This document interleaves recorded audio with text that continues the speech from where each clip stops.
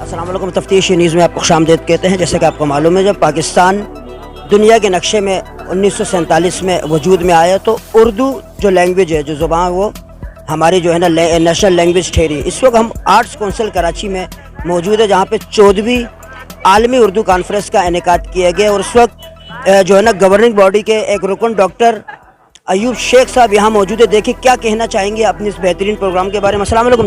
وعلیکم السلام.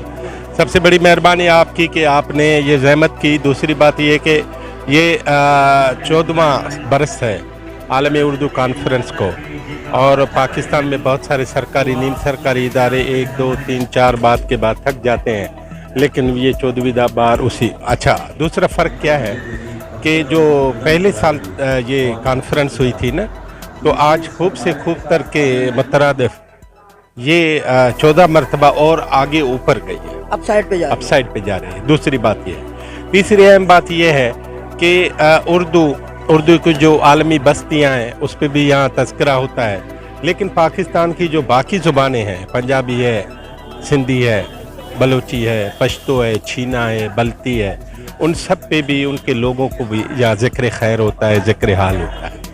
اس کانفرنس میں 49 سیشن تھے 249 مندوبین آئی اور انہوں نے مختلف زبانوں پہ اور پاکستان کے 75 سال جو 2022 میں ہونے ہیں. اس دفعہ ہم نے یہ کانفرنس کا تھیم ہی 75واں سال آزادی منایا ہے. ایک اہم بات یہ ہے اس اہم بات کو ہمیں سوچنے سمجھنے کی ضرورت ہے کہ سارے مندوبین آلموسٹ سارے مندوبین نے اس بات کا خیال کیا ہے کہ ملک کی جو مادری زبانیں ہیں اب ان کو قومی زبانیں بنانی چاہیے. کینیڈا نے قومی زبانیں بڑھائیں تو کینیڈا ختم ہونے سے بچ گیا. سوئٹزرلینڈ میں بھی اسی طرح ہوا. جرمنی بھی وہاں قومی زبان ہے. فرینچ بھی وہاں قومی زبان ہے. اسی طرح انڈیا میں 26 زبانیں ہیں. باقی دوسرے ملکوں میں بہت ساری. خود قائد اعظم جو ملک بنا کے گیا اس میں بنگالی اور اردو قومی زبانیں تھیں. تو باقی جو یہاں رہنے والے ہیں نا جو پاکستان سے پہلے تھے تو ان کی یہ قومی زبانیں بننی چاہیے. دوسری اہم بات وہ میں آپ کی توسط سے بتانا چاہتا ہوں پورے پاکستان کو وہ یہ ہے کہ ابھی اس کانفرنس کو اس طرح ہمیں کہا گیا ہے باقی تمام مندوبین کہ اب یہ باغ دوڑ نوجوانوں کے حوالے کی جائے کیونکہ جو سینئر ہیں وہ سرپرستی کریں اور نوجوان ایکٹیو ہو جائیں. یہ یہاں پر اس وقت آزاد کشمیر کے ایک پروفیسر صاحب جو کہ اس بہترین عالمی اردو کانفرنس میں تشریف آئی دیکھتے ہیں کہ ان کی اپنی رائے کیا. السلام علیکم سر. وعلیکم السلام. میں خواجہ خورشید احمد ہوں. ادبی ثقافتی ادارہ تعبیر میرپور کا چیئرمین ہوں اور اسی ادارے کی طرف سے گزشتہ 5 برس سے یہ 5واں برس ہے عالمی اردو کانفرنس میں ہم شریک ہوتے ہیں. اور یارک شائر ادبی فورم برطانیہ جو 2016 تک عالمی اردو کانفرنس میں ایک ایوارڈ دیتے ہیں پاکستانی شاعری ادیب کو. 17 سے انہوں نے آزاد کشمیر کو بھی اس میں شامل کیا اور اب تک ہم 4 ایوارڈ تو دے چکے تھے اور 5واں جو ایوارڈ ہے اطراف کمال وہ آج یارک شاعر ادبی فورم کی ایوارڈ کی تقریب میں دیا گیا ہے. اور اس سال وہ شخصیت ہیں ماہر لسانیات محقق نقاد عربی کے استاد اسلامیات کے استاد اور گورنمنٹ کالج میرپور میں مجلہ سروش جو متعدد بار انہوں نے شائع کیا وہ بڑی شخصیت ہیں. پروفیسر غازی علم الدین صاحب جو میرے برابر میں کھڑے ہیں انہیں آج یارک شاعر ادبی فورم نے تعبیر کی نامزدگی پر اطراف کمال ایوارڈ 2021 دیا ہے اور ان کی خدمات کے اطراف میں نقد 50,000 روپیہ بطور انعام بھی ان کو دیا گیا ہے. تو یہ جو کانفرنس ہے یہ پوری دنیا میں سب سے بڑی اردو کانفرنس ہے اور اس میں آزاد کشمیر کی جو شمولیت ہے آزاد کشمیر کے شاعر اور ادیب یہاں ایوارڈ کے ذریعے قومی دھارے میں بلکہ عالمی دھارے میں شریک ہو چکے ہیں اور انشاءاللہ تعالی کراچی آرٹس کونسل یارک شاعر ادبی فورم ادارہ تعبیر وہاں بھی اشتراک سے ہم اس سلسلے کو جاری رکھیں گے. یہ عالمی سطح پہ اتنا بڑا جو میلہ سجتا ہے اس کے بہت دور رس نتائج برآمد ہوں گے.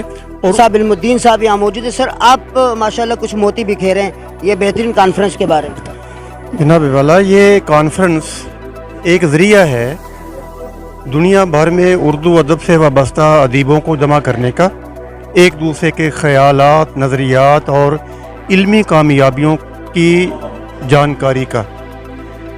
میرا تعلق آزاد کشمیر سے ہے اور آزاد کشمیر میں ایک معتبر ادارہ تعبیر ہے، علمی ادبی فکری اعتبار سے اس کا ایک مقام ہے۔ انہوں نے میرا نام تجویز کیا اور یارکشائر ادبی فورم پاکستان آرٹس کونسل کی طرف سے یہ مجھے ایوارڈ دیا گیا۔ آج الحمدللہ میں اللہ کے حضور بہت ممنون ہوں۔ بات یہ ہے کہ آزاد کشمیر کی علمی ادبی اور تحقیقی روایت بڑی مضبوط ہے۔ وہاں بڑے کیلیبر کے لوگ ہوئے جنہوں نے علم و ادب کے میدان میں بہت کام کیا، اور یہاں پر ہماری شرکت جو ہے وہ اس لیے بھی اہم ہے کہ لوگوں کو یہ پتہ چلے کہ آزاد کشمیر میں کس سطح پر کام ہو رہا ہے۔